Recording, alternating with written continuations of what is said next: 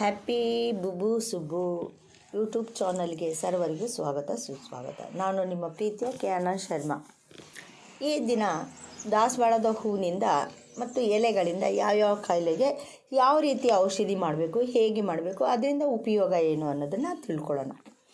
ನೋಡಿ, ಹೊಟ್ಟೆಯಲ್ಲಿ ಕೂದಲಿದ್ರೆ, ಕಿಡ್ನಿಯಲ್ಲಿ ಕಲ್ಲಾಗಿದ್ದರೆ, ಆಮೇಲೆ ಬೇರೆ ಬೇರೆಯ ದೋಷಗಳಿದ್ದರೆ ಅದನ್ನೆಲ್ಲ ಯಾವ ರೀತಿ ನಾವು ಈ ದಾಸವಾಳದ ಎಲೆ ಮತ್ತು ಹೂವಿಂದ ತೆಗಿಬೋದು ಅನ್ನೋದನ್ನು ತಿಳ್ಕೊಳ್ಳೋಣ. ಆಮೇಲೆ ಗರ್ಭಕೋಶದ ಕ್ಯಾನ್ಸರ್ ಆಗಿದ್ದರೆ, ಆಮೇಲೆ ಹೆಣ್ಣುಮಕ್ಕಳು ಮುಟ್ಟು ಜಾಸ್ತಿ ಹೋಗ್ತಾಯಿದ್ರೆ, ಬಿಳಿ ಮುಟ್ಟು ಹೋಗ್ತಾಯಿದ್ರೆ, ಆಮೇಲೆ ಮೈಯಲ್ಲಿ ವರ್ಷಗಟ್ಟಲೆ ಹೋಗ್ತಾ ಇರುತ್ತೆ, ಬ್ಲೀಡಿಂಗ್ ಆಗ್ತಾ ಇರುತ್ತೆ ಅದಕ್ಕೆ. ಆಮೇಲೆ ಗರ್ಭಕೋಶ ಕ್ಯಾನ್ಸರು, ಕೆಲವರಿಗೆ ಗರ್ಭಕೋಶ ಕೊಳೆತು ವಾಸನೆ ಬರ್ತಾ ಇರುತ್ತೆ, ಯಾರೂ ಕೂರಲಿಕ್ಕೆ ಆಗಲ್ಲ. ಕೆಲವರು ಪೀರಿಯಡ್ ಆದಾಗಲೂ ಅಷ್ಟೇ ತುಂಬಾ ಸ್ಮೆಲ್ ಬರ್ತಾ ಇರುತ್ತೆ. ಈ ಎಲ್ಲ ಸಮಸ್ಯೆಗಳಿಗೆ ಇದು ಒಳ್ಳೆ ರಾಮಬಾಣ ಮತ್ತು ಒಳ್ಳೆ ಸಂಜೀವಿನಿಯ ಔಷಧಿ ಇದ್ದ ಹಾಗೆ ದಾಸವಾಳದ ಹೂವು ಮತ್ತು ಎಲೆ. ನೋಡಿ, ಈ ಯಾವ ರೀತಿ ನಾವು ಹೇಗೆ ಮಾಡ್ಬೋದು ಅಂದರೆ, ತಂಬುಳಿ ಮಾಡಿ ನಾವು ತಿನ್ಬೋದು. ಆಮೇಲೆ ದಾಸವಾಳದ ಎಲೆ ಹೂವಿನಿಂದ ಲೇಹವನ್ನು ಮಾಡಿ ಉಪಯೋಗಿಸ್ಬೋದು. ಆಮೇಲೆ ಚಟ್ನಿ ಮಾಡಿ ಉಪಯೋಗಿಸ್ಬೋದು.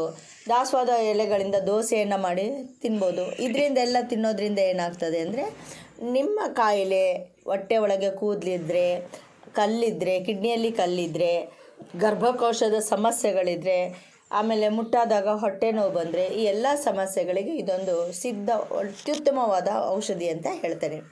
ನೋಡಿ, ಈಗ ತಂಬುಳಿ ಮಾಡೋದು ಹೇಗೆ ಅಂದರೆ, ತಂಬುಳಿಗೆ ಏನು ಬೇಕಪ್ಪ ಅಂದರೆ, ದಾಸವಾಳದ ಹೂವು, ಮೆಣಸಿನಕಾಳು, ಜೀರಿಗೆ, ಕಡಲೆಬೇಳೆ, ಒಂಚೂರು ಉದ್ದಿನಬೇಳೆ, ಒಣಕೊಬ್ಬರಿ ಇಷ್ಟಿದ್ರೆ ಸಾಕು. ನೀವೇನು ಮಾಡಬೇಕು ಅಂದರೆ, ದಾಸವಾಳದ ಹೂವನ್ನೆಲ್ಲ ಕಿತ್ಕೋಬೇಕು. ಎಲ್ಲ ಥರ ಕಲರ್ದು ದಾಸವಾಳ ಹೂಗಳನ್ನು ಕಿತ್ಕೊಂಡು ಅದನ್ನು ತುಪ್ಪದಲ್ಲಿ ಹುರಿಬೇಕು. ಆಮೇಲೆ ಒಂದು 4 ಅದಕ್ಕೆ ಬೇಕಾದಷ್ಟು ಮೆಣಸಿನಕಾಳು, ಸ್ವಲ್ಪ ಜೀರಿಗೆಯನ್ನು ಹಾಕ್ಕೊಂಡು ಹುರ್ಕೊಳ್ಬೇಕು. ಹಾಗೆ ಕಡಲೆಬೇಳೆ, ಒಂದು ಸ್ವಲ್ಪ ರುಚಿಗೆ ತಕ್ಕಷ್ಟು ಉದ್ದಿನಬೇಳೆ ಹಾಕ್ಕೊಂಡು ಹುರ್ಕೋಬೇಕು. ಆಮೇಲೆ ಒಣಕೊಬ್ಬರಿನ ತುರ್ಕೊಂಡು ಇವನ್ನೆಲ್ಲ ಮಿಕ್ಸಿ ಮಾಡಿ, ಆಮೇಲೆ ಮೊಸರಲ್ಲಿ ಹಾಕಿ ನೀವು ಊಟ ಮಾಡೋದ್ರಿಂದ ನಿಮಗೆ ಇದು ತಂಬುಳಿಯಿಂದ ನಿಮಗೆ ಆರೋಗ್ಯ ಸುಧಾರಣೆ ಆಗ್ತದೆ. ಹೊಟ್ಟೆ ಒಳಗೆ ಕಲ್ಲಿದ್ದರೆ, ಕೂದಲಿದ್ರೆ, ಕೋಶದ ಸಮಸ್ಯೆಗಳಿದ್ದರೆ ಬಗೆಹರಿಯುತ್ತೆ. ಮತ್ತು ದಾಸವಾಳದ ಎಲೆಗಳಿಂದ ನಾವು ಹೇಗೆ ಅಕ್ಕಿ ಜೊತೆಗೆ ಉದ್ದಿನಬೇಳೆ ಹಾಕ್ತೀವಿ, ಅದು ಬದಲು ದಾಸವಾಳದ ಎಲೆಗಳನ್ನು ಹಾಕಿ ಅಕ್ಕಿ ಜೊತೆಗೆ ಮಾಮೂಲಿ ನೀವು ಹೆಂಗೆ ದೋಸೆಗೆ ಮಿಕ್ಸಿ ಮಾಡ್ತೀರೋ ಅದೇ ಥರ ಮಿಕ್ಸಿ ಮಾಡಿ ದೋಸೆ ಮಾಡಿ ತಿನ್ನೋದ್ರಿಂದನೂ ನಿಮ್ಮ ಈ ಸಮಸ್ಯೆಗಳು ಬಗೆಹರಿಯುತ್ತೆ. ಹಾಗೆ ಲೇಹ ಮಾಡೋದು ಹೇಗಪ್ಪ ಅಂದರೆ, ದಾಸವಾಳದ ಹೂಗಳು ಮತ್ತು ಜೇನುತುಪ್ಪ, ಆಮೇಲೆ ಒಳ್ಳೆ ಜೋನ್ ಬೆಲ್ಲ, ಆಮೇಲೆ ದ್ರಾಕ್ಷಿ, ಗೋಡಂಬಿ, ಆಮೇಲೆ ಉತ್ತುತ್ತೆ, ಇವನ್ನೆಲ್ಲ ಇಟ್ಕೊಳ್ಬೇಕು. ನೀವು ಫಸ್ಟ್ ಏನು ಮಾಡಬೇಕು ಅಂದರೆ, ದಾಸವಾಳ ಎಲೆ ಹೂಗಳನ್ನೆಲ್ಲ ಒಂದು ನೆರಳಲ್ಲಿ ಒಣಗಿಸ್ಕೊಂಡು ಇಟ್ಕೊಂಡಿರಬೇಕು. ಆಮೇಲೆ ಅದನ್ನು ಪುಡಿ ಮಾಡಿ ಇಟ್ಕೊಳ್ಬೇಕು.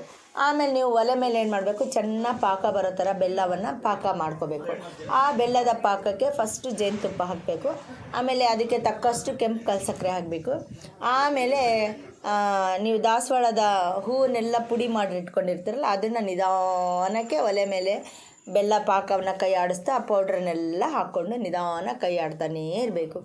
ಆಮೇಲೆ ಅದು ಹಾಗೆ ಕೈ ಆಡ್ತಾ ಆಡ್ತಾ ಆಡ್ತಾ ಲೇಹ ಆಗುತ್ತೆ. ಅದಕ್ಕೆ ಸರಿಯಾದ ತುಪ್ಪ ಹಾಕಬೇಕು. ಅದಕ್ಕೆ ತಕ್ಕನಷ್ಟು ತುಪ್ಪ ಹೆಚ್ಚಿನ ಪ್ರಮಾಣದಲ್ಲಿ ಹಾಕಬೇಕು. ಲೇಹಕ್ಕೆ ತುಪ್ಪ ಹಾಕಿದ್ರೆ ತುಂಬ ದಿನ ಇರುತ್ತೆ ಮತ್ತು ಅದು ಲೇಹ ಚೆನ್ನಾಗೂ ಆಗುತ್ತೆ. ಒಳ್ಳೆ ಜೋನ್ ಬೆಲ್ಲ ಥರ ಇದಾಗ್ತದೆ, ತುಪ್ಪ ಆಗುತ್ತೆ, ತುಪ್ಪ ಅದು ಲೇಹ ಆಗುತ್ತೆ. ಆಮೇಲೆ ಅದಕ್ಕೆ ದ್ರಾಕ್ಷಿ, ಉತ್ತುತ್ತೆ, ಗೋಡಂಬಿ ಎಲ್ಲ ತುಪ್ಪದಲ್ಲಿ ಏನು ಹುರ್ಕೊಂಡಿರ್ತೀರ ಅದನ್ನೆಲ್ಲ ಹಾಕಬೇಕು. ಅದನ್ನೆಲ್ಲ ಹಾಕಿದ್ಮೇಲೆ ಇಲ್ಲಿ ನಿಮಗೆ ಲೇಹ ಪ್ರಿಪೇರ್ ಆಗ್ತದೆ. ಈ ಲೇಹವನ್ನೆಲ್ಲ ಒಂದು ಉತ್ತಮವಾದಂತಹ ಒಂದು ಒಳ್ಳೆ ಡಬ್ಬಿಯಲ್ಲಿ ಹಾಕಿಟ್ಕೊಂಡು ದಿನ ಬೆಳಗ್ಗೆ ಮಧ್ಯಾಹ್ನ ರಾತ್ರಿ, ಬೆಳಗ್ಗೆ ಮಧ್ಯಾಹ್ನ ರಾತ್ರಿ ಈ ಥರ ನೀವು ಈ ಲೇಹವನ್ನು ತಿನ್ನೋದ್ರಿಂದ ನಿಮ್ಮ ಗರ್ಭಕೋಶ ಕೊಳ್ತಿದ್ರೆ, ಆಮೇಲೆ ನೀವು ಪೀರಿಯಡ್ ಆದಾಗ ತುಂಬ ಸ್ಮೆಲ್ ಬರ್ತಾಯಿದ್ರೆ, ಬಿಳಿ ಮುಟ್ಟು ಹೋಗ್ತಾಯಿದ್ರೆ, ಆಮೇಲೆ ಮೈಯಲ್ಲಿ ಕೆಲವರಿಗೆ ವರ್ಷಗಟ್ಟಲೆ ಬ್ಲೀಡಿಂಗ್ ಆಗ್ತಾ ಇರುತ್ತೆ, ಆ ಸಮಸ್ಯೆಗಳಿದ್ರೆ, ಆಮೇಲೆ ಗರ್ಭಕೋಶ ಕ್ಯಾನ್ಸರ್ ಇದ್ದರೆ, ಇವೆಲ್ಲವೂ ಸಹ ಈ ಲೇಹದಿಂದ ನಿಮಗೆ ಕಾಯಿಲೆ ಹೋಗ್ತದೆ. ಅತ್ಯುತ್ತಮವಾದ ರಾಮಬಾಣ ಮತ್ತು ಸಂಜೀವಿನಿ ಅಂತಲೂ ಹೇಳ್ಬೋದು ಈ ದಾಸವಾಳ. ಆದ್ದರಿಂದ ಎಲ್ಲರೂ ಈ ಉತ್ತಮವಾದಂತಹ ಔಷಧಿಯನ್ನು ಮಾಡ್ಕೊಳ್ಳೋದ್ರಿಂದ ಎಲ್ಲರ ಆರೋಗ್ಯ ಸಹ ಸುಧಾರಣೆ ಆಗ್ತದೆ. ಎಲ್ಲರೂ ಚೆನ್ನಾಗಿರ್ಬೋದು. ಗರ್ಭಕೋಶ ಸಮಸ್ಯೆ ಇರಲಿ, ಕೂದಲಿರಲಿ, ಹೊಟ್ಟೆ ಒಳಗೆ ಕಿಡ್ನಿಲಿ ಕಲ್ಲಿರಲಿ, ಆಮೇಲೆ ಯಾವುದೇ ಮಹಿಳೆಯರದು ತಿಂಗಳು ಪೀರಿಯಡಲ್ಲಿ ಹೊಟ್ಟೆ ನೋವು ಆಗೋದು, ಇವೆಲ್ಲವೂ ಸಹ ನಿವಾರಣೆ ಆಗುತ್ತೆ. ಇಷ್ಟೊತ್ತು ಈ ಒಂದು ವಿಚಾರವನ್ನು ಕೇಳಿದಂಥ ಎಲ್ಲ ನನ್ನ ಪ್ರೇಕ್ಷಕ ಬಾಂಧವರಿಗೂ ನನ್ನ ಅಭಿನಂದನೆಗಳು. Thank you.